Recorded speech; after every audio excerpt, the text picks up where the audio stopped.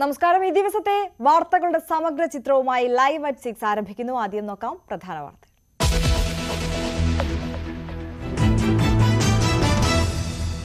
ആർക്കും പൗരത്വം നഷ്ടമാകില്ലെന്ന് രാജ്നാഥ് സിംഗ്. പൗരത്വ നിയമത്തെയും രജിസ്റ്ററിനെയും ഭയക്കേണ്ടതില്ല. പ്രതിപക്ഷം തെറ്റിദ്ധാരണ പരത്തുന്നുവെന്നും കേന്ദ്രമന്ത്രി. പ്രതികരണം network 18 group editor in chief Rahul ജോഷിയുമായുള്ള അഭിമുഖത്തിൽ. നാമനിർദ്ദേശ പത്രികകളുടെ സൂക്ഷ്മ പരിശോധന പൂർത്തിയായപ്പോൾ സംസ്ഥാനത്ത് 204 സ്ഥാനാർത്ഥികൾ 86 പേരുടെ പത്രിക തള്ളി. കോട്ടയത്ത് ഫ്രാൻസിസ് ജോർജിന്റെ അപരന്മാരുടെ പത്രിക തള്ളി. വാഹന നികുതി വെട്ടിപ്പ് കേസിൽ സുരേഷ് ഗോപിക്ക് തിരിച്ചടി. കേസ് റദ്ദാക്കാനാകില്ലെന്ന് എറണാകുളം CJM കോടതി. വിചാരണ നടപടികൾ നേരിടണമെന്ന് കോടതി. കേരള സ്റ്റോറി സിനിമ ദൂരദർശനിൽ സംപ്രേഷണം ചെയ്യുന്നതിൽ പ്രതിഷേധം ശക്തം. തെരഞ്ഞെടുപ്പ് കമ്മീഷനെ സമീപിച്ച CPM-ഉം കോൺഗ്രസും. സിനിമയ്ക്കെതിരെ ഹൈക്കോടതിയിൽ ഹർജി. ദൂരദർശൻ കേന്ദ്രത്തിലേക്ക് DYFI മാർച്ച്. പ്രതിഷേധം ന്യൂനപക്ഷ വോട്ട് ലക്ഷ്യമിട്ടെന്ന് BJP. സിദ്ധാർത്ഥന്റെ മരണത്തിൽ CBI അന്വേഷണം വൈകുന്നത് നീതി നിഷേധമെന്ന ഹൈക്കോടതി. ഉടൻ വിജ്ഞാപനമിറക്കണം. CBIക്ക് രേഖകൾ നൽകാൻ എന്തായിരുന്നു കാലതാമസമെന്ന ചോദ്യം.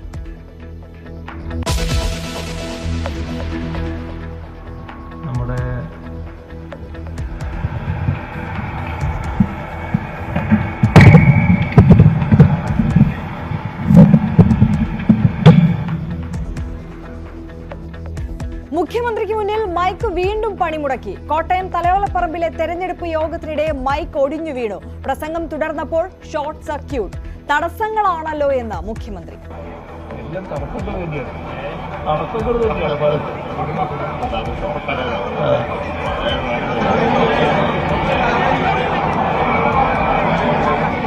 ശരിയായോ? ശരി ശരി, ഓക്കെ ഓക്കെ ഓക്കെ.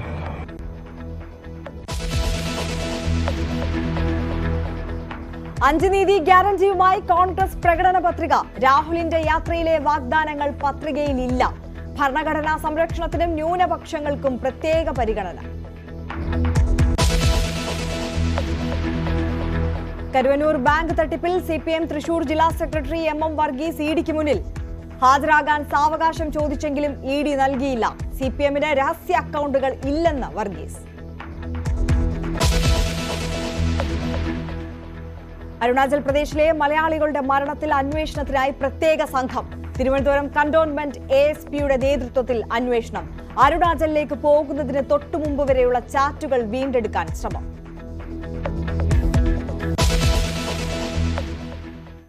വിശദമായി നോക്കാം രാജ്യം തെരഞ്ഞെടുപ്പിലേക്ക്. രാജ്യം തെരഞ്ഞെടുപ്പിലേക്ക് co-presented by Berger Paints 100 years of trust. പൗരത്വ നിയമം കാരണം ആർക്കും പൗരത്വം നഷ്ടമാകില്ല എന്ന് ആവർത്തിച്ച് കേന്ദ്രമന്ത്രി രാജ്നാഥ് സിംഗ്. പ്രതിപക്ഷത്തിന് ജനങ്ങൾക്ക് മുന്നിൽ പറയാൻ ഒന്നുമില്ല. അതിനാലാണ് തെറ്റിദ്ധാരണകൾ പരത്തുന്നത്. പൗരത്വ രജിസ്റ്ററിനെയും ഭയക്കേണ്ടതില്ല എന്നും കേന്ദ്രമന്ത്രി രാജ്നാഥ് സിംഗ് വ്യക്തമാക്കി. Network 18 group editor in chief Rahul ജോഷിക്ക് നൽകിയ പ്രത്യേക അഭിമുഖത്തിലാണ് രാജ്നാഥ് സിംഗിന്റെ പ്രതികരണം.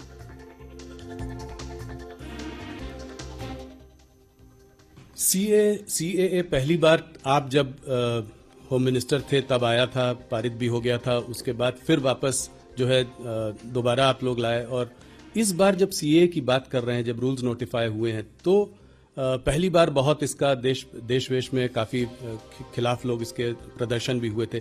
इस बार इतना कुछ हुआ नहीं. तो क्या आपको लगता है लोगों की अब ये समझ में आ रहा है ये, और ये इसको आप लोग अब आगे बढ़ा पाएंगे? देखिए, मैं समझता हूं कि सबसे बड़ा संकट यदि विपक्ष के पास है तो सबसे बड़ा संकट है उनके पास मुद्दों का अकाल है और उनके पास ऐसे एजेंडा आइटम्स नहीं हैं ताकि जनता को विश्वास दिला सकें, भरोसा दिला सकें कि हमारी सरकार बनेगी तो हम ये करेंगे. और उन सारी राजनीतिक पार्टियों को लेकर आम जनता में एक विश्वास का संकट भी है. लोग उनकी बातों पर भरोसा भी नहीं करते. अब इसको लेकर तरह तरह की गलतफहमी पैदा करने की कोशिश जो है विपक्ष के द्वारा की गई है. लेकिन मैं विश्वास के साथ कह सकता हूं कि इस सिटीजनशिप अमेंडमेंट एक्ट के कारण किसी की नागरिकता समाप्त नहीं होने जा रही है. कल ममता बनर्जी ने कहा है कि लोग वोट नहीं दे पाएंगे जब ये हो जाएगा, तो और उसके पीछे डीएमके ने भी कहा है कि इसको हम होने नहीं देंगे। हेल्दी डेमोक्रेसी में इस तरीके से जनता को गुमराह नहीं किया जाना चाहिए। और मैं समझता हूं ममता जी को भी जानकारी होगी इस सच्चाई की कि इस नागरिकता कानून यानी सिटीजनशिप अमेंडमेंट एक्ट के कारण किसी की नागरिकता जाने वाली नहीं है। अगर क्रोनोलॉजिकली देखें तो सीएए के बाद नेशनल रजिस्टर ऑफ सिटीजन्स भी आना चाहिए, एनआरसी आना चाहिए, इसके बारे में क्या बुरा है? जो भारत के नागरिक हैं, ये उनका रजिस्टर तैयार होता है, इसमें किसी को क्यों आपत्ति होनी चाहिए? और एक गलतफहमी राहुल जी और पैदा करने की कोशिश की जा रही है कि दुनिया किसी देश का यदि कोई मुसलमान यदि मान लीजिए सिटीजनशिप लेना चाहता है किन्हीं विशेष परिस्थितियों में जी, तो उसको सिटीजनशिप नहीं मिलेगी। मैंने पहले ही कहा कि हम लोग जाति, पंथ और मजहब के आधार पर भेदभाव की राजनीति करने वाले लोग नहीं हैं। कोई यदि ऐसी विशेष परिस्थितियां होती हैं और कोई यदि भारत की नागरिकता लेना चाहता है तो उस पर भी हमारी सरकार विचार कर सकती है। और मैंने स्वयं जिस समय यह बिल तैयार हो रहा था उस समय भी हमने नागरिकता दी है अदनान स्वामी को जी। पाकिस्तान के सीएए में मुसलमान नहीं है, सीएए के अंतर्गत मुसलमानों को नागरिकता नहीं दी जाएगी। सीएए के उसके अंदर मुसलमान तो है नहीं, परिस्थितियों पर निर्भर करता है जी। तो एनआरसी आप कह रहे हैं कि आएगा अगले, उसको भी आप लोग लेकर आएंगे अगले टर्म में। आप उसमें आप कह रहे हैं कि उसमें क्या वैसे एनआरसी से किसी को भय नहीं लगना चाहिए जी। अनावश्यक इसको लेकर हुआ खड़ा किया जा रहा है, लोगों के अंदर भय पैदा करने की कोशिश की जा रही है। और मैं समझता हूं विपक्ष को इन सब सारी चीजों से, अफवाहों से बचना चाहिए। विपक्ष को भी यदि राजनीति करनी चाहिए तो तथ्यों के आधार पर, अनावश्यक जनता की आंखों में धूल झोंक कर राजनीति नहीं करनी चाहिए।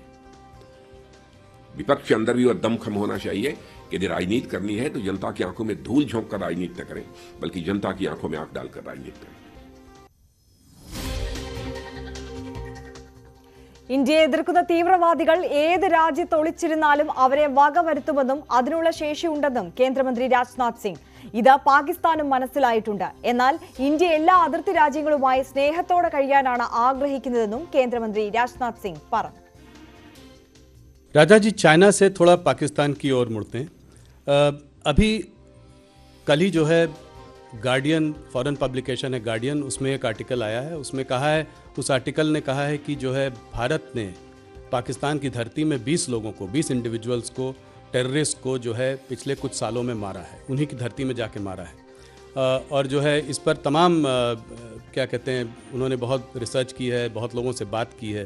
ये पहले हम लोगों के बारे में कनाडा में भी बोला गया, यूएस में भी ये चर्चा हुई पहले, पर पाकिस्तान की ये नई चर्चा है, 20 लोग।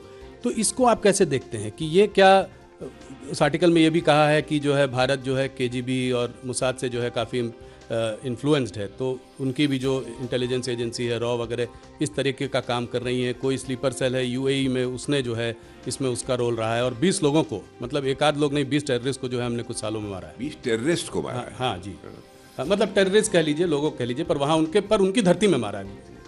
कोई भी टेररिस्ट हमारे पड़ोसी देश से यदि भारत को डिस्टर्ब करने की कोशिश करेगा जी, यहां पर यदि आतंकवादी हरकतें करेगा तो उसका मुंह तोड़ जवाब देंगे। यदि वो भगकर पाकिस्तान में जाएगा तो पाकिस्तान में घुस कर मारेंगे। तो ये बात आप मतलब कह रहे हैं, जो प्रधानमंत्री भी कह रहे हैं कि अब वो भारत नहीं रहा जो कि बगल में खड़े होकर तमाशा देखता रहेगा, घर में घुस कर मारेगा। बिल्कुल, प्रधानमंत्री जी ने जो कहा है बिल्कुल सच कहा है, और यह ताकत है भारत की, और पाकिस्तान भी इसे समझने लगा है। वैसे भारत बराबर अपने पड़ोसी देशों के साथ अच्छे रिश्ते बनाकर रखना चाहता है, चाहे कोई भी हमारा पड़ोसी देश है। और आज देखा होगा आपने, पास्ट हिस्ट्री उठाकर देखिए कि आज तक न तो हमने दुनिया के किसी देश पर कभी आक्रमण किया है अथवा आक्रमण की कोई पहल की हो, कभी नहीं किया। और न तो दुनिया के किसी देश की 1 इंच जमीन पर हम लोगों ने कभी कब्जा करने की कोशिश की है। यह भारत का चरित्र रहा है जी। लेकिन भारत को बार बार कोई आंख दिखाएगा, भारत में आकर आतंकवादी गतिविधियों को बढ़ावा कर देने की कोशिश करेगा, तो उसकी खैर नहीं है।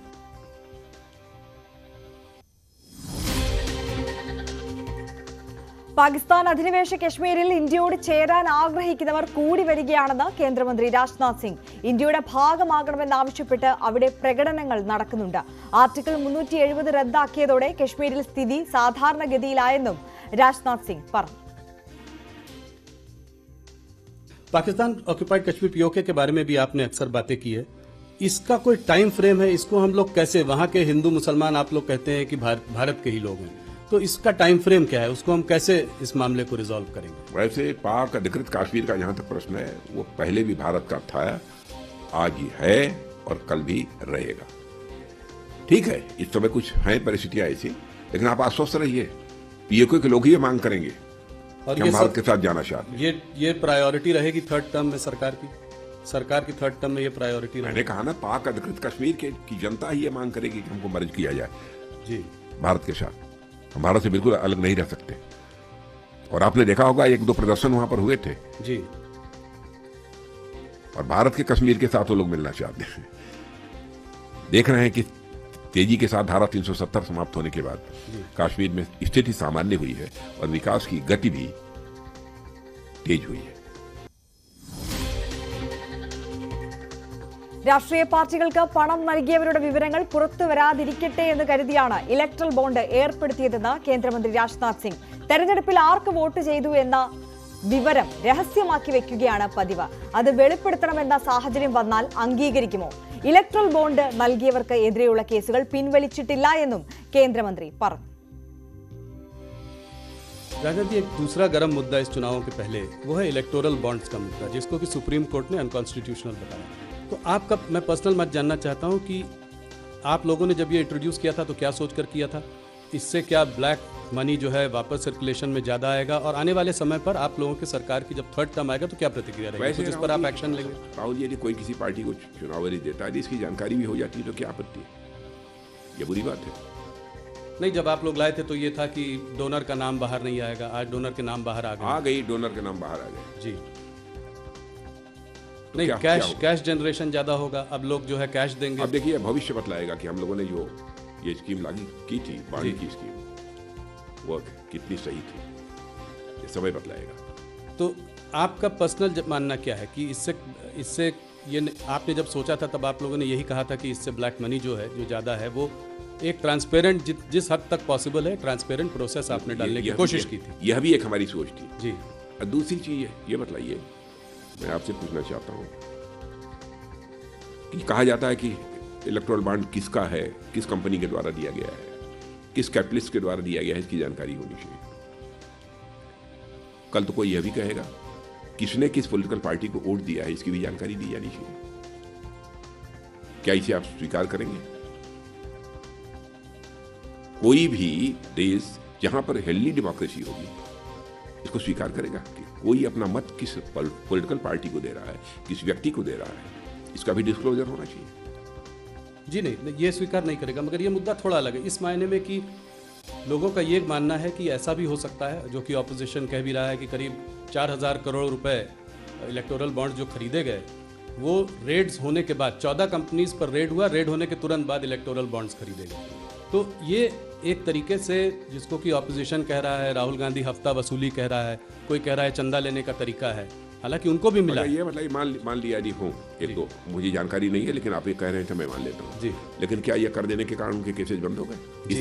इस सवाल का भी जवाब देना चाहिए विपक्ष को। तो आप कह रहे हैं कि वो केसेस चलते रहेंगे, उसका कनेक्शन नहीं है? हाँ, बहुत सारे ऐसे मामले होते हैं जिनके ऊपर चार्जेज रहते हैं जी, तरह तरह के चार्जेस रहते हैं बहुत सारी कंपनीज में, लेकिन चुनाव के दौरान वो डोनेट करती हैं। तो जो डोनेट पहले भी किया है जी, जो डोनेट कर रहे हैं, अगर उनके अगेंस्ट केसेस हैं तो ऐसा नहीं है कि वो ड्रॉप होंगे, वो कोई सवाल ही नहीं। हाँ, वो चलते, एजेंसी अपना जो काम है काम करती रहेगी। पर कनेक्शन है इस पर कि कनेक्शन है कि रेड्स होती हैं, उसके बाद चंदा आता है, उसके बाद इलेक्टोरल बॉन्ड आते हैं, जिसको ऑपोजिशन चंदा बोलते हैं। इस दृष्टि से उसे नहीं देखा जाना चाहिए, इसका उससे कोई कनेक्शन नहीं है।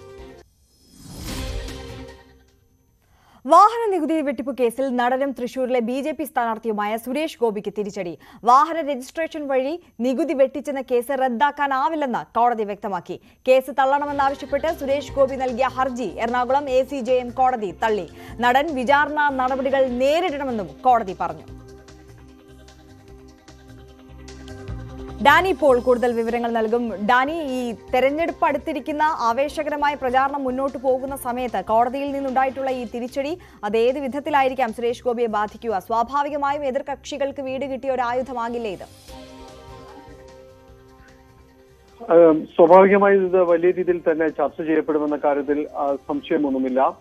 പ്രത്യേകിച്ച് കഴിഞ്ഞ കുറെ നാളുകളായി സംബന്ധിച്ചൊരു ഈ കേസുമായി ബന്ധപ്പെട്ടുകൂടിയുള്ള കാര്യങ്ങൾ നിലനിൽക്കുന്നുണ്ടായിരുന്നു. പക്ഷേ ഇത് കോടതിയുടെ പരിഗണനയിലാണ് എന്ന രീതിയിലായിരുന്നു കാര്യങ്ങൾ വിശദീകരിച്ചിരുന്നത്. പക്ഷെ ഇത് കോടതിയിൽ നിന്നൊരു തീർപ്പ് തന്നെ വന്നിരിക്കുന്നു.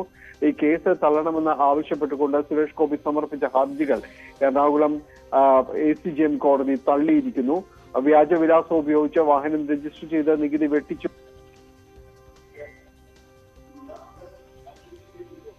ഇപ്പോൾ ഈ നടപടികളിലേക്ക് വന്നിരിക്കുന്നത്. വിചാരണ നടപടികൾ മെയ് 28-ന് ആരംഭിക്കും. 2010-2016 വർഷങ്ങളിൽ 2 ആഡംബര കാറുകളാണ് സുരേഷ് ഗോപി പുതുച്ചേരിയിൽ രജിസ്റ്റർ ചെയ്തത്. ഇത് നികുതി വെട്ടിപ്പിന് വേണ്ടി തന്നെയായിരുന്നു എന്നതാണ് കണ്ടെത്തിയത്. ഇതിലൂടെ സംസ്ഥാനത്തിന് 30 ലക്ഷം രൂപയുടെ നികുതി നഷ്ടമുണ്ടായെന്നായിരുന്നു ക്രൈംബ്രാഞ്ചിന്റെ കുറ്റപത്രം. മോട്ടോർ വാഹന വകുപ്പ് ആദ്യഘട്ടത്തിൽ നടപടി തുടങ്ങി. പിന്നീട് ക്രൈംബ്രാഞ്ചിന്റെ അന്വേഷണം ഏറ്റെടുക്കുകയായിരുന്നു. വാഹനം രജിസ്റ്റർ ചെയ്ത പുതുച്ചേരിയിലെ വിലാസവും വ്യാജമാണെന്ന് ക്രൈംബ്രാഞ്ച് അന്വേഷണത്തിൽ കണ്ടെത്തിയത് നിർണായകമായിരുന്നു. തുടർന്ന് ഈ നടപടികളിലേക്ക് പോകുമ്പോഴായിരുന്നു കേസ് തള്ളണമെന്ന് ആവശ്യപ്പെട്ടുകൊണ്ട് സുരേഷ് ഗോപി ഹർജി നൽകിയത്, ACJM കോടതിയിൽ ഹർജി നൽകിയത്. പക്ഷെ ഇപ്പോൾ ഹർജി തള്ളിയിരിക്കുന്നു. വിചാരണ നടപടികളിലേക്ക് കടക്കണമെന്നും ഇത് കേസ് നേരിടണമെന്നുമാണ് പറഞ്ഞിരിക്കുന്നത്. കേസിന്റെ വിചാരണ നടപടികൾ മെയ് മാസം 28-ന് ആരംഭിക്കുകയും ചെയ്യും. നേരത്തെ സൂചിപ്പിച്ചതുപോലെ ഈ തെരഞ്ഞെടുപ്പിന്റെ ഈ ഘട്ടത്തിൽ വലിയ രീതിയിൽ തന്നെ ഇത് ചർച്ച ചെയ്യപ്പെടും എന്ന കാര്യത്തിൽ യാതൊരുവിധ സംശയവുമില്ല. തീർച്ചയായും ഡാനി പോളാണ് വിവരങ്ങൾ നൽകിയത്. വാഹന നികുതി വെട്ടിപ്പ് കേസിൽ സുരേഷ് ഗോപിക്ക് കോടതിയിൽ നിന്നും തിരിച്ചടി നേരിട്ടിരിക്കുന്നു.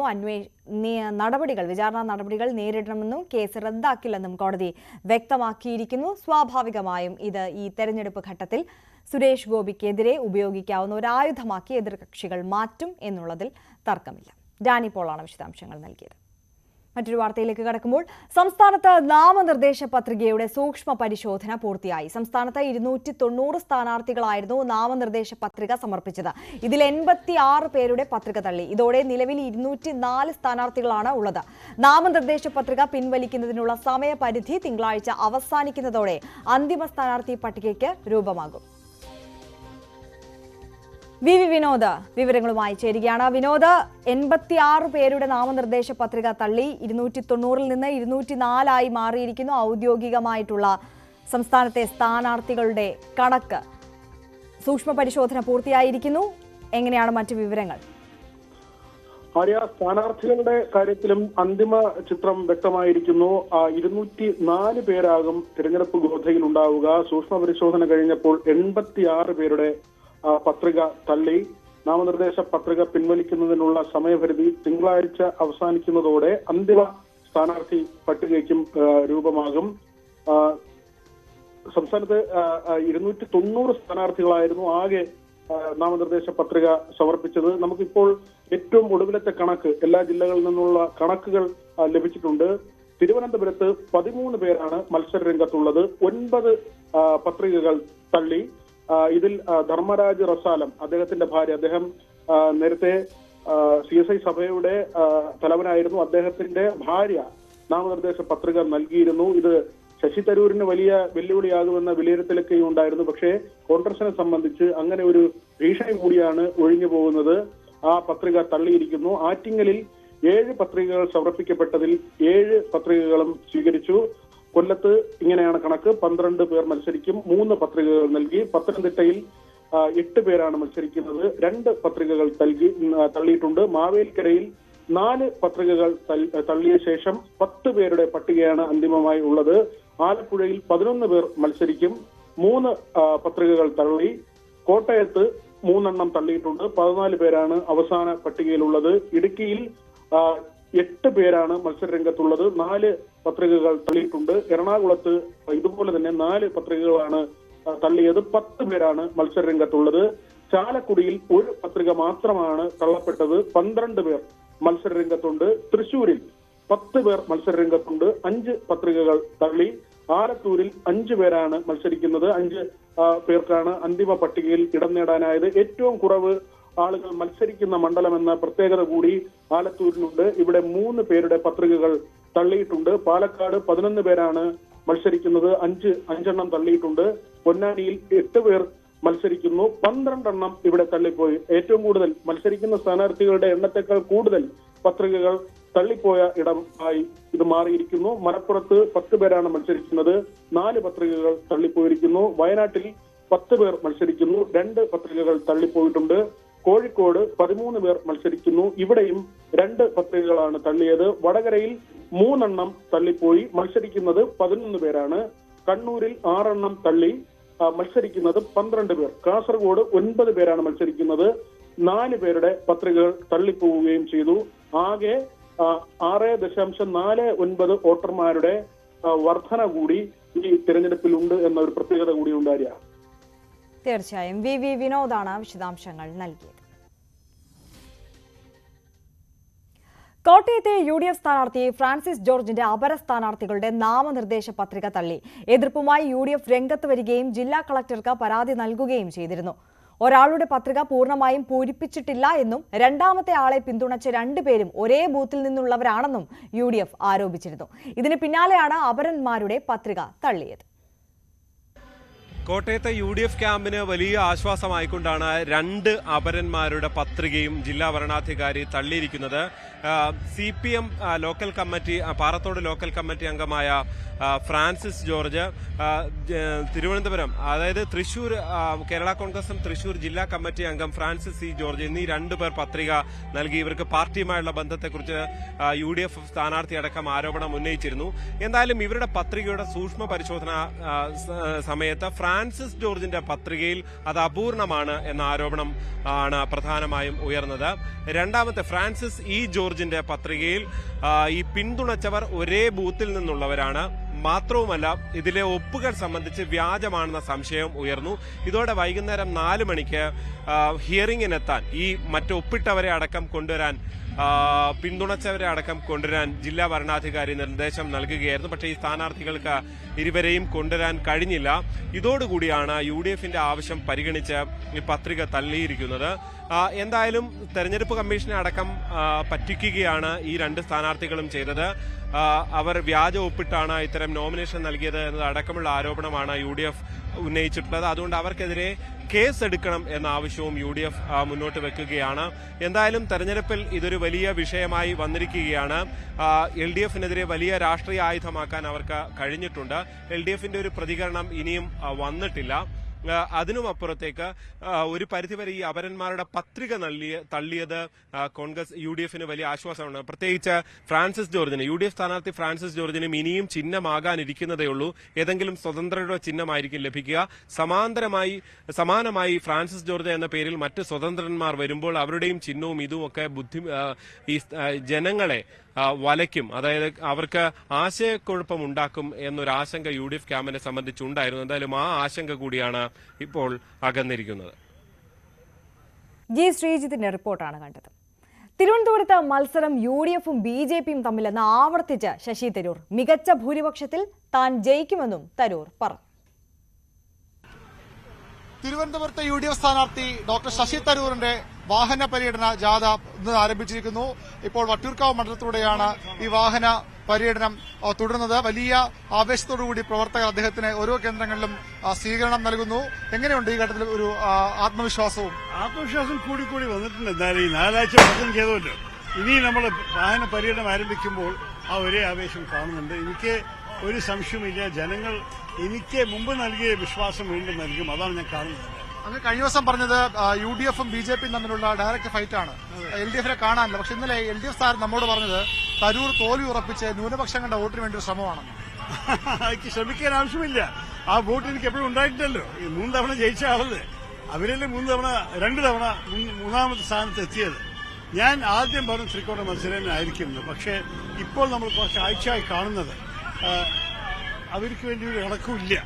അപ്പൊ എന്റെ ആഗ്രഹമായിരുന്നു അവരും രാജീവ് ചന്ദ്രശേഖരും നല്ലൊരു മത്സരത്തിൽ ഇറങ്ങി BJP 3ാം സ്ഥാനത്ത് താത്താന്. പക്ഷെ അത് നടക്കുന്നില്ല. ഇപ്പോൾ ശരിക്കും സംഭവിച്ചിരിക്കുന്നത് BJP ആണ് കൂടി വന്നിരിക്കുന്നത്. അപ്പൊ ഈ 2ാം സ്ഥാനത്തിൽ BJP തോൽപ്പിക്കാനാണ് എന്റെ ഉത്തരവാദിത്വം. അതാണ് ഞാൻ കാണുന്നത്. ഈ പലരും പറയുന്നത് അങ്ങയുടെ ഒരു വോട്ട് ബേസ് ഈ ടെക്കികള്, അതുപോലെ ടെക്കീസ്, അതുപോലെ ഒരു അപ്പർ മിഡിൽ ക്ലാസ് ഒക്കെ അവിടെയാണ് രാജീവ് ചന്ദ്രശേഖർ കോൺസെൻട്രേറ്റ് ചെയ്യുന്നത്. അപ്പൊ അവിടെ ലോസ് ഉണ്ടാവുന്നു. നോക്കൂ, ഏത് സ്ഥാനാർത്ഥിക്കും അവർ സ്വന്തം നാട്ടിൽ 100% പിന്തുണയില്ല. നരേന്ദ്രമോദിക്ക് ഗുജറാത്തിൽ 100% 1% ആൾക്കാർ മാറുമായിരിക്കും. പക്ഷെ ഭൂരിപക്ഷം ഇവരൊക്കെ എന്റെ വോട്ടർമാർ തന്നെയാണ്. എനിക്ക് നല്ല ഭൂരിപക്ഷം കിട്ടുന്ന ഒരു സംശയം. നാമനിർദ്ദേശ പത്രിക സമർപ്പണ സമയത്ത് മുതിർന്ന നേതാക്കളുടെ സാന്നിധ്യം ഇല്ലാതിരുന്നതിൽ അതൃപ്തി മറച്ചുവെക്കാതെ സുരേഷ് ഗോപി മത്സരിക്കുന്നത് താനാണ്, മറ്റാരും വരേണ്ടതില്ല. തൃശൂരിൽ വന്ന പ്രധാനമന്ത്രിയുടെയും തന്നെ പ്രോത്സാഹിപ്പിക്കുന്ന അമിത്ഷായുടെയും പിന്തുണ തനിക്കുണ്ടെന്നും സുരേഷ് ഗോപി പറഞ്ഞു. തൃശൂർ ലോക്സഭാ മണ്ഡലത്തിലെ BJP സ്ഥാനാർത്ഥി, ഇന്ത്യ സ്ഥാനാർത്ഥി സുരേഷ് ഗോപി ന്യൂസ് 18 സംഘത്തിനൊപ്പം ചേരുകയാണ്. സുരേഷിയുടെ തെരഞ്ഞെടുപ്പ് ചൂടിലാണെന്നറിയാം. വലിയൊരു പ്രവർത്തകരുടെ ഒരു പ്രവാഹം കാണുന്നു. എങ്ങനെ പോകുന്നു ഈ ചൂടത്തുള്ള പ്രചാരണമൊക്കെ? ആ ചൂടാണ് സത്യത്തിൽ ഇത് നല്ല ചൂടാക്കുന്നത്. നല്ലതാണ്. ക്ഷീണിക്കുന്നേ ഇല്ല. ക്ഷീണമുണ്ട്, പക്ഷെ അത് തരണം ചെയ്യും. ഈ ഇപ്പോൾ ഞാൻ സംസാരിക്കുന്നത് കേട്ടു, മാറി മാറി വോട്ട് ചെയ്യുകയല്ല, മാറ്റി ചെയ്യുക എന്നുള്ളതാണ് സുരേഷിയുടെ മുന്നോട്ട് വയ്ക്കുന്ന പ്രധാന കാര്യം. ഇപ്പോൾ ഈ ലോക്സഭാ മണ്ഡലത്തിൽ തൃശൂരിൽ ഏറ്റവും കൂടുതൽ ഇപ്പോൾ മറ്റ് കക്ഷികൾ ഉന്നയിക്കുന്ന കാര്യങ്ങളിൽ പ്രധാനപ്പെട്ട ഒന്നാണ് ഇപ്പോൾ EDA പോലുള്ള ഏജൻസികളുടെ കാര്യങ്ങളും കരുവന്നൂർ ബാങ്ക് നിങ്ങൾ ഉപയോഗിക്കുന്നത് പോലെ തന്നെ. അപ്പൊ അതിനൊക്കെ എന്താണ് മറുപടി? അല്ലല്ല, അതായത് അതിനെ പ്രചാരണ വിഷയമാക്കുന്നത് പോലെ. ജനങ്ങളുടെ കാര്യം എന്തിനാ പിടിച്ചു പറിക്കുന്നത്? ജനങ്ങള് അത്രയും വിചാരിച്ചാ പോരെ. അവര് വലിയ പൊടിപ്പൻ തൊങ്ങലും ഡെക്കറേഷനും ഒന്നും വേണ്ടല്ലോ. അവരുടെ ആ പാവങ്ങളുടെ കാശ് തിരിച്ചു കൊടുക്കൂ. അച്ചിമാർക്ക് കൊടുക്കാതെ അവർക്ക് കൊടുക്കൂ. ഈ തൃശ്ശൂരിലേക്ക് ഇപ്പോൾ വോട്ട് ചോദിച്ചെത്തുമ്പോൾ ഇപ്പൊ കഴിഞ്ഞ തവണത്തെ അതേ മൂടാണോ അതോ അതിനും ഊഷ്മളമായിട്ടുള്ള സ്വീകരണമാണ് ഇപ്പോൾ കിട്ടുന്നത്? എന്താ നിങ്ങളെന്താ മനസ്സിലാക്കുന്നത്? ഞങ്ങൾക്ക് നിഷ്പക്ഷമായിട്ടേ സംസാരിക്കാൻ പറ്റുള്ളൂ. ഞാൻ വളരെ ഹാപ്പിയാണ്. നിങ്ങളെന്താ മനസ്സിലാക്കുന്നത്? ഞങ്ങൾക്ക് നിഷ്പക്ഷമായിട്ടേ പറയാൻ പറ്റുള്ളൂ. അതെ, പറഞ്ഞോളൂ. ഞാൻ എന്റെ ഹാപ്പിനെസ് പറഞ്ഞു. ശരി, ഈ നാമനിർദ്ദേശ പത്രിക സമർപ്പണത്തിന്റെ ദൃശ്യങ്ങളും ഒക്കെ ഞങ്ങൾ കണ്ടിരുന്നു. ഒരു സംശയം ചോദിച്ചോട്ടെ. ഇപ്പൊ പത്തനംതിട്ടയിൽ, വയനാട്ടിൽ, തിരുവനന്തപുരത്തൊക്കെ ഒരുപാട് പ്രമുഖ ദേശീയ നേതാക്കൾ ഉൾപ്പെടെ എത്തിയിരുന്നു നാമനിർദ്ദേശ പത്രിക. അതിന് പക്ഷെ തൃശ്ശൂരിൽ അത്രയും പിന്തുണ ലഭിക്കാതെ പോയോ? പിന്തുണ എന്ന് പറഞ്ഞത് ദേശീയ നേതാക്കളുടെ സാന്നിധ്യം കൊണ്ട്. ഞാനാണ് മത്സരിക്കുന്നത് തൃശ്ശൂര്, ഞാനാണ് മത്സരിക്കുന്നത്. അപ്പോ മറ്റൊരാളുടെ സാന്നിധ്യം ആവശ്യമില്ല, പ്രവർത്തകരാണ് പ്രധാനം. ആവശ്യമില്ല. ജനങ്ങൾ എന്നെയാണ് നോക്കുന്നത്. പിന്നെ എന്നെ ഇവിടെ അവതരിപ്പിച്ച അമിത്ഷാജിയെയും എനിക്ക് 2 or 3 പ്രാവശ്യം ഇവിടെ വന്ന് പിന്തുണ അർപ്പിച്ച എന്റെ പ്രധാനമന്ത്രിയെ. ഇതിനപ്പുറം എന്താണ്? ഒരു കാര്യം കൂടി, അതായത് ഈ തൃശ്ശൂരിലെ ജനങ്ങൾക്ക് ഇടയിലേക്ക് സുരേഷ് ഗോപി എത്തുമ്പോൾ ഈ അങ്ങനെ ചെയ്യാൻ പറ്റില്ല, ഇങ്ങനെ ചെയ്യാൻ പറ്റില്ല എന്ന് മുൻ പ്രതിനിധികൾ പറഞ്ഞു എന്നുള്ളതും തൊട്ടുമുമ്പ് പറഞ്ഞല്ലോ. പക്ഷെ ഞാൻ പറയാൻ പോകുന്നത് എന്താണ്, സുരേഷ് ഗോപി എന്നുള്ള സ്ഥാനാർത്ഥി തൃശ്ശൂർകാർക്ക് കൊടുക്കാൻ പോകുന്നു. പറയുന്നില്ല. ഞാൻ എന്തിനു പറയണം? ഞാൻ ചെയ്തു കാട്ടാം. ഒരു മാറ്റത്തിന്റെ വലിയ വാതിൽ തുറന്നിടും തൃശ്ശൂർകാർക്ക് വേണ്ടി. ഉറപ്പായിട്ടും 2029 ഞാനോ എന്റെ സ്ഥാനത്ത് വേറൊരാളോ വരുമ്പോ വോട്ടിന് വേണ്ടി യാചിക്കേണ്ടി വരില്ല. Cameraman KP Dhanesh, Puducherry, news 18. ഫണ്ടില്ലായ്മ കോൺഗ്രസ് സ്ഥാനാർത്ഥികളുടെ പ്രചാരണത്തെ ബാധിക്കില്ലെന്ന് VT ബൽറാം. തെരഞ്ഞെടുപ്പിൽ ഇത്തവണയും UDF മുന്നേറ്റം ഉണ്ടാകുമെന്നും VT ബൽറാം ന്യൂസ് 18നോട് പറഞ്ഞു. തെരഞ്ഞെടുപ്പ് പ്രചാരണം ശക്തമായി തന്നെയാണ് മുന്നോട്ട് പോകുന്നത്. അതിനിടയിൽ നമുക്കൊരു അതിഥിയുണ്ട്, VT ബൽറാമാണ്. VT ബൽറാം ഇപ്പോൾ നമ്മോടൊപ്പം ചേരുന്നു. എങ്ങനെയാണ് പ്രചാരണമൊക്കെ മുന്നോട്ട് പോകുന്നത്? പ്രചരണത്തിന്റെ ഒരു 2ാം ഘട്ടത്തിലേക്ക് എല്ലായിടത്തും കടന്നിരിക്കുകയാണ്. ഞങ്ങൾ സ്ക്വാഡ് പ്രവർത്തനം തുടങ്ങി. അഭ്യർത്ഥന സഹിതമുള്ള സ്ക്വാഡുകൾ, വീടുകൾ എല്ലാവരും കയറി ഇറങ്ങി സ്ക്വാഡ് പ്രവർത്തനം നടന്നു മുന്നോട്ട് പോവുകയാണ്. ഇനി ഇപ്പോൾ ഒരു വിഷു വരെ 1-2 റൗണ്ട് ഞങ്ങൾക്ക് പൂർത്തീകരിക്കാൻ സാധിക്കും.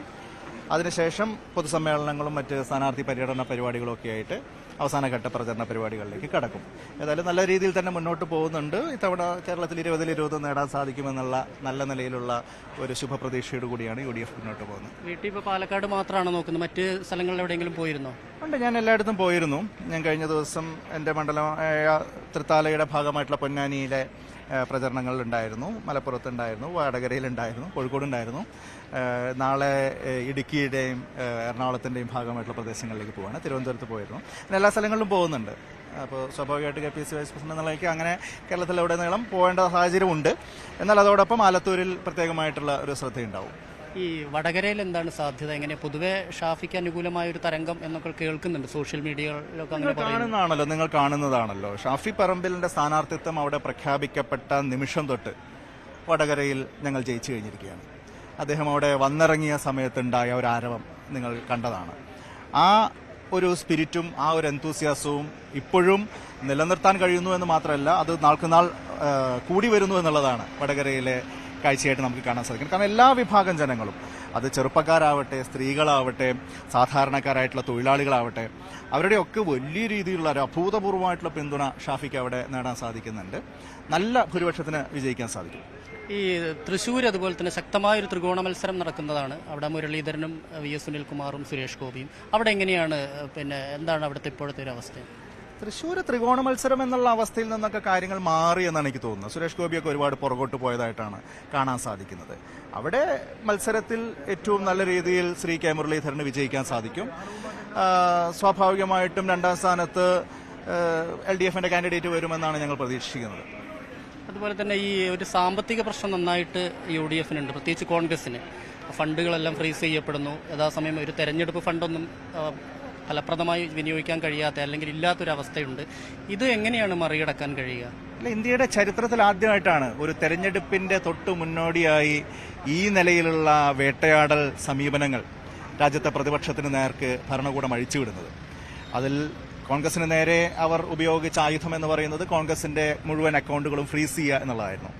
അതിന്റെ പുറമെ 1800 കോടി രൂപ കോൺഗ്രസ് ഇൻകം ടാക്സിന് അടിയന്തരമായിട്ട് അടയ്ക്കണം എന്ന് പറഞ്ഞ നോട്ടീസാണ് കോൺഗ്രസിന് സെർവ് ചെയ്തത്. അതിനിപ്പോൾ താൽക്കാലികമായിട്ട് കോടതി വഴി ഞങ്ങൾക്ക് ആശ്വാസം ലഭിച്ചിട്ടുണ്ട്. പക്ഷേ ഇതൊരു സമീപനമാണ്. ഒരു ഭാഗത്ത് കോൺഗ്രസിനെ സാമ്പത്തികമായിട്ട് വരിഞ്ഞു മുറുങ്ങാതെ നോക്കുന്നു, അതിന്റെ മറുഭാഗത്ത് അരവിന്ദ് കെജ്രിവാളിനെ പോലെ സംഘപരിവാറിന് അലോസരം സൃഷ്ടിക്കുന്ന, കൃത്യമായ രാഷ്ട്രീയ നിലപാട് സ്വീകരിക്കുന്ന പ്രതിപക്ഷത്തെ മുഖ്യമന്ത്രിമാരെ പോലും തടവിലിടുന്നു. ഒരു പ്രതിപക്ഷമുക്ത ഭാരതമാണ് അവർ ആഗ്രഹിക്കുന്നത്. അപ്പോൾ അതിന്റെ ഇരകളാണ് ഇന്ത്യയിലെ സംഘപരിവാർ അല്ലാത്ത മുഴുവൻ രാഷ്ട്രീയ പാർട്ടികളും. അതുകൊണ്ട് തന്നെ അങ്ങനെയുള്ള മുഴുവൻ ആളുകളുടെയും കൂട്ടായ പ്രവർത്തനത്തിന്റെ ഭാഗമായി ഇന്ത്യ മുന്നണിയെ അധികാരത്തിൽ കൊണ്ടുവരിക എന്നുള്ളതാണ് ഞങ്ങളുടെ മുമ്പിലുള്ള ലക്ഷ്യം. അതിനുവേണ്ടി ശ്രീ രാഹുൽ ഗാന്ധിയുടെ നേതൃത്വത്തിൽ ഞങ്ങൾ മുന്നോട്ട് പോകുന്നു. കേരളത്തിലെ സാഹചര്യത്തിൽ കേരളത്തിലെ സി പി എമ്മിന് ഇതിന്റെ ഒരു ഗൗരവം മനസ്സിലാവുന്നില്ല എന്നുള്ളതുകൊണ്ടാണ് അവരിപ്പോഴും ഞങ്ങളെ പരിഹസിച്ചുകൊണ്ടിരിക്കുന്നത്. യഥാർത്ഥത്തിൽ അവരടക്കം ഇതിന്റെ ഇരകളാണ് എന്നുള്ളത് അവർക്ക് തിരിച്ചറിയാൻ കഴിയുന്നില്ല എന്നുള്ളതാണ് ദൗർഭാഗ്യകരമായിട്ടുള്ള അവസ്ഥ. ഈ രാജ്യത്തെ ഇന്ന് എത്തിച്ചേർന്നിരിക്കുന്ന ഒരു ഗൗരവതരമായിട്ടുള്ള സാഹചര്യത്തെക്കുറിച്ച് ഐക്യരാഷ്ട്രസഭ പോലും ഇന്ത്യയിൽ തെരഞ്ഞെടുപ്പ് ഫ്രീ ആൻഡ് ഫെയർ ആയിട്ട് നടക്കണം, എല്ലാവർക്കും ലെവൽ പ്ലേയിങ് ഫീൽഡ് ഉറപ്പുവരുത്തണം എന്ന് ഇന്ത്യയെ ഉപദേശിക്കേണ്ടി വരുന്നൊരവസ്ഥ ഇന്ത്യയുടെ 75 വർഷത്തെ ചരിത്രത്തിൽ ആദ്യമായിട്ടാണ്. ഒരു ഇലക്ടറൽ ഓട്ടോക്രസി എന്ന് പറയുന്ന അവസ്ഥയിലേക്ക് ഇന്ത്യയിലെ ജനാധിപത്യം അധപ്പതിച്ചിരിക്കുന്നു.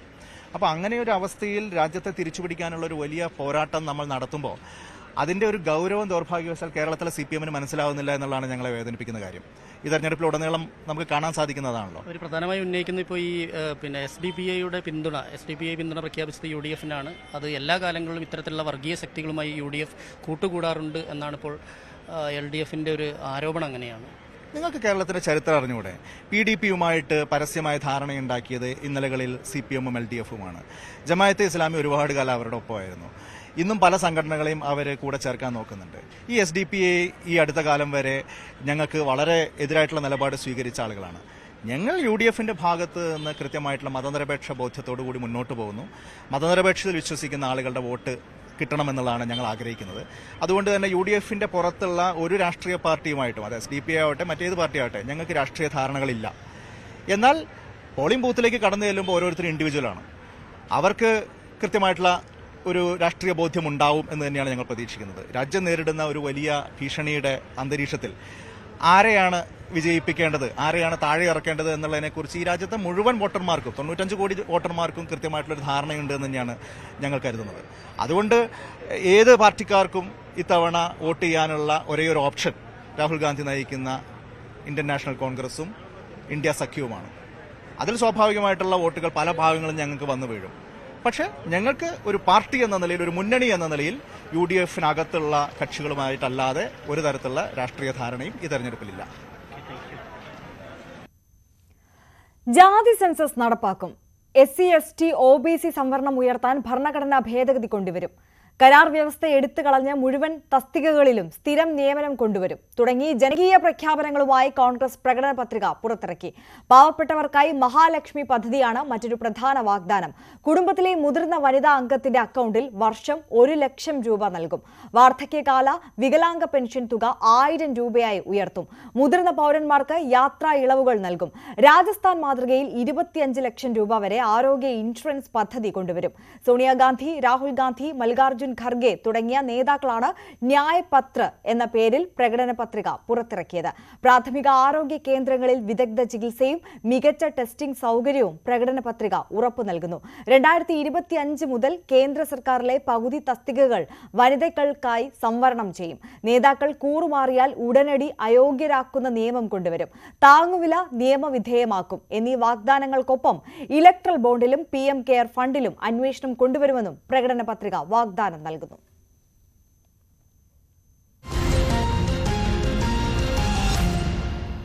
രാജ്യം തെരഞ്ഞെടുപ്പിലേക്ക്. Co presented by Berger paints 100 years of trust. Masala bond case പരിഗണിക്കുന്നത് ഹൈക്കോടതി ചൊവ്വാഴ്ചയിലേക്ക് മാറ്റി. തോമസ് ഐസക്കിനെ ചോദ്യം ചെയ്യുന്നത് എന്തിനാണെന്ന് കോടതിയെ ബോധ്യപ്പെടുത്തണമെന്ന് ജസ്റ്റിസ് TRV രവി പറഞ്ഞു. അതേസമയം ഐസക്കിനെതിരെ കടുത്ത നടപടി പാടില്ലെന്ന ഇടക്കാല ഉത്തരവ് തുടരും. വിവരങ്ങളുമായി ആജ്ഞ രവീന്ദ്രൻ ചേരുന്നു കൊച്ചിയിൽ നിന്ന്. ആജ്ഞ, എങ്ങനെയാണ് വിശദാംശങ്ങൾ വരുന്നത്? ആര്യ, തോമസ് ഐസക്കിനെതിരെ എന്തെങ്കിലും അഴിമതി കണ്ടെത്തിയിട്ടുണ്ടെങ്കിൽ, അതായത് കിഫി മസാല ബോണ്ട് വഴിയുള്ള ഫണ്ട് ചെലവഴിച്ചത് തോമസ് ഐസക്കിനെതിരെ എന്തെങ്കിലും അഴിമതി കണ്ടെത്തിയിട്ടുണ്ടെങ്കിൽ അത് കൃത്യമായി ബോധ്യപ്പെടുത്തണമെന്ന് തന്നെയാണ് ഹൈക്കോടതി ആവശ്യപ്പെട്ടത്. ഇടയ്ക്കിടെ തോമസ് ഐസക്കിനെ ഇങ്ങനെ സമൻസ് അയച്ച് വിളിപ്പിക്കുന്നത് എന്തിനാണ് എന്ന് തോമസ് ഐസക്ക് സമർപ്പിച്ച ഹർജിയിന്മേലാണ് ജസ്റ്റിസ് VR രവി ഈ ഒരു പരാമർശം നടത്തിയത്. കിഫ്ബി മസാല ബോണ്ട് വഴിയുള്ള ഫണ്ട് ചെലവഴിച്ചതിൽ പ്രഥമ ദൃഷ്ടിയായെങ്കിലും ഏതെങ്കിലും തരത്തിൽ ക്രമക്കേട് കണ്ടെത്തിയിട്ടുണ്ടെങ്കിൽ അത് കൃത്യമായി ED ബോധ്യപ്പെടുത്തണമെന്ന് തന്നെയാണ് ഹൈക്കോടതിയുടെ നിർദ്ദേശം. ഇതുമായി ബന്ധപ്പെട്ട് തോമസ് ഐസക്കിനെ ചോദ്യം ചെയ്യണമെന്ന് ആവശ്യപ്പെട്ട് ED നിരന്തരം നോട്ടീസ് അയക്കുന്നുവെന്ന് കാണിച്ച് തോമസ് ഐസക്ക് തന്നെ സമർപ്പിച്ച ഹർജിയിലാണ് ഈ ഒരു നിർദ്ദേശമുണ്ടത്. നേരത്തെ ഈ കിഫ്ബിയുമായി ബന്ധപ്പെട്ട കേസ് കേൾക്കുന്നത് മെയ് 22 കോടതി മാറ്റിവെച്ചിരുന്നു. എന്നാൽ അടിയന്തര ഘട്ടത്തിൽ കോടതിയെ സമീപിക്കാമെന്നൊരു നിർദ്ദേശം ഉണ്ടായിരുന്നു.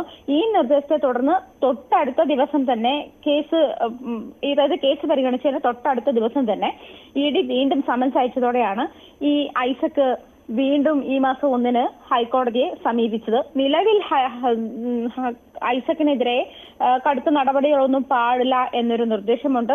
അത് തുടരും എന്ന് തന്നെയാണ്. ചൊവ്വാഴ്ചത്തേക്ക് ആണ് ഈ കേസ് മാറ്റിവെച്ചിരിക്കുന്നത്. ഏപ്രിൽ 5 വരെ തൽസ്ഥിതി, അതായത് ഇന്ന് വരെ തൽസ്ഥിതി തുടരാനായിരുന്നു നേരത്തെ നിർദ്ദേശം നൽകിയിരുന്നത്. അതേ തുടർന്നാണ് ഇന്ന് വീണ്ടും കേസ് പരിഗണിച്ചത്. കേസ് അന്വേഷണത്തിന്റെ ഭാഗമായല്ല, മൊഴിയെടുക്കാനാണ് വിളിക്കുന്നതെന്നാണ് നേരത്തെ തന്നെ ED ബോധ്യപ്പെടുത്തിയിരുന്നത്. എന്നപ്പോ ED അയക്കുന്ന സമൻസുകളിൽ ഇപ്പോഴും രേഖപ്പെടുത്തിയിരിക്കുന്നത് അന്വേഷണം എന്നാണ് ഇത് ഉപയോഗിച്ചിരിക്കുന്നത്. ഇതാണ് ഈ തോമസ് ഐസക്ക് ഈ EDയുടെ സമൻസിനെ കോടതി വഴി ചോദ്യം ചെയ്യാനുള്ള കാരണമെന്നാണ് മനസ്സിലാക്കുന്നത്. അത് നേരത്തെ തീരുമാനിച്ചതുപോലെ മെയ് 22 തന്നെ കേസ് മാറ്റണമെന്നും തോമസ് ഐസക്ക് കോടതിയിൽ ആവശ്യപ്പെട്ടിട്ടുണ്ട്. എന്തായാലും കേസിൽ തൽസ്ഥിതി തുടരാൻ തന്നെയാണ് നിലവിൽ ഹൈക്കോടതിയുടെ നിർദ്ദേശം. ആര്യ, ശരി. ആജ്ഞ രവീന്ദ്രനാണ് വിശദാംശങ്ങൾ നൽകിയത്. കരുവന്നൂർ ബാങ്ക് തട്ടിപ്പ് കേസിൽ CPM നേതാക്കളെ ED ചോദ്യം ചെയ്യുന്നത് തുടരുന്നു. തൃശൂർ ജില്ലാ secretary MM Varghese, Thrissur corporation councillor PK Shajan എന്നിവരെയാണ് ED ചോദ്യം ചെയ്യുന്നത്. CPMന് രഹസ്യ അക്കൌണ്ടുകൾ ഇല്ലെന്നും EDയുടെ ചോദ്യങ്ങൾക്കെല്ലാം മറുപടി നൽകുമെന്നും ചോദ്യം ചെയ്യലിന് മുൻപായി MM വർഗീസ് പ്രതികരിച്ചു.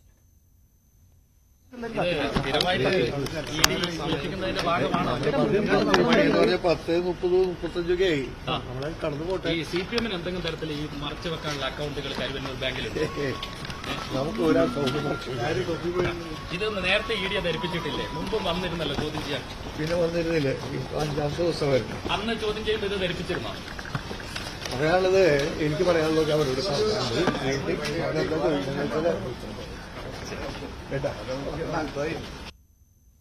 കൂടുതൽ വാർത്തകൾ ഇടവേളയ്ക്ക് ശേഷം.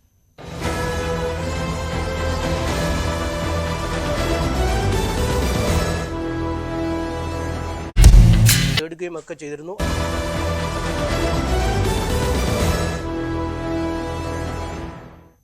വാർത്തകളിലേക്ക്. The Kerala story cinema Doordarshan ഇന്ന് സംപ്രേഷണം ചെയ്യാനിരിക്കെ പ്രതിഷേധം ശക്തം. സിനിമ കേരളത്തെ അപഹസിക്കുന്നതും മതസ്പർദ്ധ വളർത്തുന്നതുമാണെന്ന് LDFും UDFും വ്യക്തമാക്കി. വിഷയത്തിൽ CPM സംസ്ഥാന സെക്രട്ടറി MV ഗോവിന്ദനും പ്രതിപക്ഷ നേതാവ് VD സതീശനും തെരഞ്ഞെടുപ്പ് കമ്മീഷന് പരാതി നൽകി.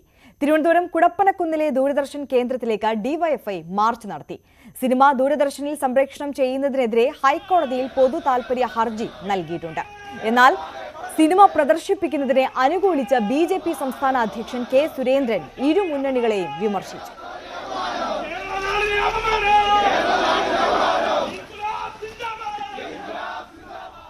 കേരള രാഷ്ട്രീയവും പൊതുസമൂഹവും ഏറെ ചർച്ച ചെയ്ത കേരള സ്റ്റോറി വീണ്ടും സംസ്ഥാനത്തെ രാഷ്ട്രീയ ചർച്ചകൾ നിറയുകയാണ്. തെരഞ്ഞെടുപ്പ് കാലത്ത് ദൂരദർശൻ ഇത് സംപ്രേഷണം ചെയ്യാൻ തീരുമാനിച്ചതാണ് പുതിയ വിവാദത്തിന് തിരികൊളുത്തിയത്. ദൂരദർശൻ തീരുമാനത്തിൽ പിന്മാറണമെന്നാണ് സംസ്ഥാനത്തെ ഭരണപക്ഷവും പ്രതിപക്ഷവും ഒരുപോലെ ആവശ്യപ്പെടുന്നത്. സംഘപരിവാർ അജണ്ട പ്രചരിപ്പിക്കുന്ന ഈ ഒരു ചിത്രം എങ്ങനെയാണ് ദൂരദർശൻ പോലുള്ള കേന്ദ്ര പൊതുമേഖലാ സ്ഥാപനം പ്രദർശിപ്പിക്കുന്നത്? ഇത് തീർത്തും തെറ്റായ കീഴ്വഴക്കമെന്ന വിമർശനമാണ് സംസ്ഥാനത്ത് പൊതുവിൽ ഉയർന്നത്. CPM-ന്റെ സംസ്ഥാന സെക്രട്ടേറിയറ്റും അതുപോലെ മുഖ്യമന്ത്രി പിണറായി വിജയനും ഒക്കെ ഈ വിഷയത്തിൽ രംഗത്ത് വന്നു കഴിഞ്ഞു. CPM ഈ വിഷയത്തിൽ തെരഞ്ഞെടുപ്പ് കമ്മീഷന് പരാതി നൽകുകയും ചെയ്തിട്ടുണ്ട്. മുഖ്യമന്ത്രിയും കടുത്ത വിമർശനമാണ് കേരള സ്റ്റോറി പ്രദർശിപ്പിക്കാനുള്ള ദൂരദർശന തീരുമാനത്തിനെതിരെ ഉയർത്തുന്നത്. ശരിയായി പറഞ്ഞാൽ മുസ്ലിം വിരുദ്ധതയും കേരള വിരുദ്ധതയും കമ്മ്യൂണിസ്റ്റ് വിരുദ്ധതയും കുത്തിനിറച്ച ഒരു സിനിമ തെരഞ്ഞെടുപ്പിന്റെ ഈ സന്ദർഭത്തിൽ ദൂരദർശൻ ജനങ്ങൾക്ക് മുമ്പിൽ അവതരിപ്പിക്കുക. ഇത് സത്യം പറഞ്ഞാൽ തെരഞ്ഞെടുപ്പിന്റെ ഭാഗമായിട്ടുള്ള കോഡ് ഓഫ് കോണ്ടക്റ്റിന് യോജിച്ച ഒന്നല്ല. ബോധപൂർവം ഇന്ത്യയിലുടനീളം മുസ്ലിം വിരുദ്ധത പ്രചരിപ്പിക്കുന്നതിന്റെ ഭാഗമായി കേരള വിരുദ്ധതയും കമ്മ്യൂണിസ്റ്റ് വിരുദ്ധതയും പ്രചരിപ്പിക്കാനുള്ള ഒരു സന്ദർഭമായിട്ട് അവർ ഉപയോഗിക്കുകയാണ് BJP എന്നുള്ളതാണ് സത്യം. UDF-ഉം പ്രതിപക്ഷ നേതാവും തെരഞ്ഞെടുപ്പ് കമ്മീഷൻ സമീപിച്ചു കഴിഞ്ഞു. ദൂരദർശൻ തീരുമാനത്തിൽ പിന്മാറണമെന്ന് അവരും ആവശ്യപ്പെടുന്നു. BJP അജണ്ട, സംഘപരിവാർ അജണ്ട പ്രചരിപ്പിക്കാൻ ദൂരദർശനെ മാർഗമാക്കരുത്, ആയുധമാക്കരുതെന്ന ആവശ്യമാണ് കോൺഗ്രസ് UDF നേതൃത്വങ്ങൾ മുന്നോട്ട് വയ്ക്കുന്നത്. വർഗീയ ധ്രുവീകരണത്തിന് വേണ്ടിയും ജനങ്ങളുടെ ഇടയിൽ ഭിന്നിപ്പുണ്ടാക്കാൻ വേണ്ടിയിട്ടാണ് ഇങ്ങനെയൊരു സിനിമ ഈ സമയത്ത് പ്രദർശിപ്പിക്കുന്നത്. നമ്മുടെ സംസ്ഥാനത്തെ അപമാനിക്കുന്നതിന് തുല്യമായിട്ടുള്ള ഒരു സിനിമയാണ്. കേരളത്തിൽ ഇതാണ് നടക്കുന്നത്. കേരളം ഇതാണ് എന്ന് ലോകത്തിന്റെ ബാക്കി ഭാഗങ്ങളിൽ തെറ്റായ രീതിയിൽ പ്രചരിപ്പിക്കുന്നതിന് വേണ്ടിയിട്ടുള്ള സിനിമയാണ്. ആ സിനിമ ഈ തെരഞ്ഞെടുപ്പ് നടക്കുന്ന ഘട്ടത്തിൽ ദൂരദർശനിൽ പ്രദർശിപ്പിക്കുക എന്ന് പറഞ്ഞാൽ സംഘപരിവാർ സർക്കാർ ഏത് നിലയിലേക്ക് പോകും എന്നതിന്റെ ഏറ്റവും അവസാന ഉദാഹരണമാണ്. എന്നാൽ ദൂരദർശൻ തീരുമാനത്തെ പൂർണ്ണമായും പിന്തുണയ്ക്കുകയാണ് BJP നേതൃത്വം. ആവിഷ്കാര സ്വാതന്ത്ര്യത്തിന് വേണ്ടി മുറവിളി കൂട്ടുന്ന, അതിനുവേണ്ടി സംസാരിക്കുന്ന കേരളത്തിലെ ഭരണപ്രതിപക്ഷങ്ങൾ എന്തിന് ഇതിനെ എതിർക്കുന്നു എന്ന ചോദ്യമാണ് കെ സുരേന്ദ്രൻ, BJP-യുടെ സംസ്ഥാന അധ്യക്ഷനും വയനാട്ടിലെ സ്ഥാനാർത്ഥിയുമായ സുരേന്ദ്രൻ ചോദിക്കുന്നത്. ഇതിപ്പോ സെൻസർ ബോർഡ് ക്ലിയർ ചെയ്ത ഒരു സിനിമ, രാജ്യം മുഴുവൻ ചർച്ച ചെയ്ത ഒരു സിനിമ, ആ സിനിമയെ എതിർക്കാൻ വേണ്ടിയിട്ട് ഇപ്പോ മുഖ്യമന്ത്രിയും പ്രതിപക്ഷ നേതാവും സർവ്വശക്തിപ്പെടുത്തി രംഗത്ത് വന്നിരിക്കുന്നു. ഒരു വശത്ത് ആവിഷ്കാര സ്വാതന്ത്ര്യത്തെക്കുറിച്ച് വാദോരാതെ സംസാരിക്കുകയും മറുവശത്ത് ഒരു ചലച്ചിത്ര ആവിഷ്കാരത്തെ പോലും മതപരമായ ധ്രുവീകരണത്തിന് ഉപയോഗിക്കുകയുമാണ് UDF-ഉം LDF-ഉം ചെയ്യുന്നത്. തികഞ്ഞ പാപ്പരത്വമാണ് ഇത് കാണിക്കുന്നത്. ജനങ്ങളെ ഭയപ്പെട്ട് അവർക്ക് അവരുടെ രാഷ്ട്രീയ നയങ്ങളും വികസന നയങ്ങളും ചർച്ച ചെയ്താൽ അത് തിരിച്ചടിയാവുമെന്ന് മനസ്സിലാക്കിയിട്ടാണ് ഇത്തരം ബാലിശമായിട്ടുള്ള വാദങ്ങളുമായിട്ട് മുഖ്യമന്ത്രിയും പ്രതിപക്ഷ നേതാവും രംഗത്ത് വരുന്നത്. ഏതായാലും തെരഞ്ഞെടുപ്പ് അടുത്തിരിക്കെ പൌരത്വ നിയമഭേദ വിഷയത്തിന് അപ്പുറത്തേക്ക് വീണ്ടും ഒരു വിഷയം കൂടി തെരഞ്ഞെടുപ്പിന്റെ സജീവ ചർച്ചയിലേക്ക് വരികയാണ്. ന്യൂനപക്ഷങ്ങളെ തെറ്റായി ചിത്രീകരിക്കുന്ന, കേരളത്തെ തന്നെ തെറ്റായി ചിത്രീകരിക്കുന്ന ഒരു ഡോക്യുമെന്ററി, ഒരു ചിത്രം എങ്ങനെ പ്രദർശിപ്പിക്കുന്നു എന്ന ചോദ്യമാണ്. അത് കേരളത്തെ അവമാനിക്കാനാണ്, കേരളത്തിലെ മതസൗഹാർദ്ദ അന്തരീക്ഷം തകർക്കാനാണെന്ന വാദമാണ് കേരളത്തിലെ ഇടതു വലതു മുന്നണികൾ ഉന്നയിക്കുന്നത്. VV അരുണിന്റെ റിപ്പോർട്ടാണ് കണ്ടത്. അതേസമയം ദൂരദർശനിൽ കേരള സ്റ്റോറി പ്രദർശിപ്പിക്കുന്നതിനെക്കുറിച്ചുള്ള ചോദ്യത്തോട് പ്രതികരിക്കാൻ സുരേഷ് ഗോപി തയ്യാറായില്ല. ഈ കേരള സ്റ്റോറി ചിത്രം ദൂരദർശൻ പ്രദർശിപ്പിക്കുന്ന വലിയ വിവാദമുണ്ട്. അതിൽ പ്രതികരണം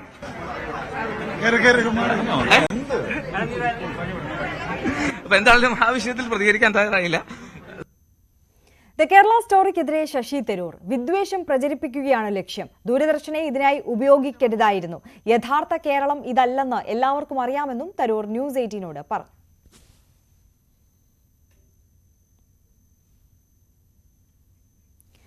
തിരികെ എത്താം ഇടവേളയ്ക്ക് ശേഷം.